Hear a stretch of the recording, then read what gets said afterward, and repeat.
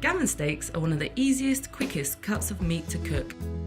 Here's how to pan fry them to perfection every time.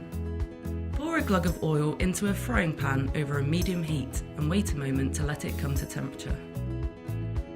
Sprinkle some salt and pepper over the steaks, then place the gammon in the pan, seasoned side down. It should sizzle immediately. There's no need to move it around while it cooks. Add some more seasoning to the other side of the steak while it's in the pan. After 3 minutes, flip the steak over and continue to cook for another 3 minutes until both sides have developed a nice golden brown crust. Plate up immediately and serve with a fried egg for a tried and tested British classic. A little bit of greenery on the side doesn't hurt either.